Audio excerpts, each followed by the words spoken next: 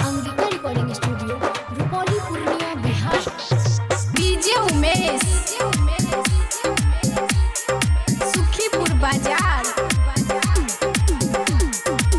सुनो हे माई हे महारानी, घर में जे आ गेलो बाढ़ के पानी, बिरती करे छे माई तोहरे बारंबार है। आइल छे माई हम त तोहरे दुआर है, आइल छे माई हम त तोहरे दुआर है। सुनो हे माई हे महारानी, घर में जे आ गेलो बाढ़ के पानी, बिरती करे छे माई तोहरे बारंबार है। आइल छे माई हम त तोहरे दुआर है, आइल छे माई हम त तोहरे दुआर है, आइल छे माई हम त तोहरे दुआर है, आइल छे माई हम त तोहरे दुआर है।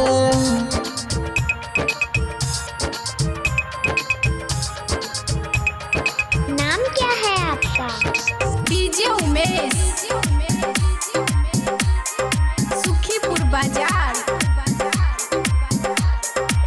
कम काज करके मैं बन लिया घर द्वार है, से हो जे बह गेल पानी के धार है। कम काज करके मैं बन लिया घर द्वार है, से हो जे बह गेल पानी के धार है। हो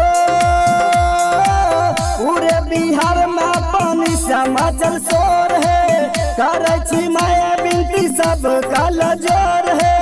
बिहार बचल माई सुन ले पुकार है, आइल छे माई हम त तोहरे दुआर है, आइल छे माई हम त तोहरे दुआर है। Angika recording studio, Rupauli, Purnia, Bihar.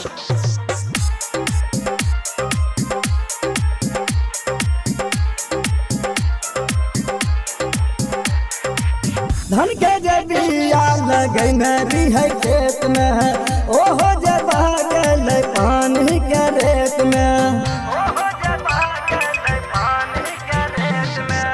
धन के जे बिया लगैने रही खेत में, ओहो जे बह गेल पानी के रेत में। हो राइटर सचिन आइल माई तोहरे द्वार है, लालन के बिनती माँ का स्वीकार है। सभे के बिनती छे माई यह बार है, आइल छे माई हम त तोहरे दुआर है, आइल छे माई हम त तोहरे दुआर है, आइल छे माई हम त तोहरे दुआर है, आइल छे माई हम त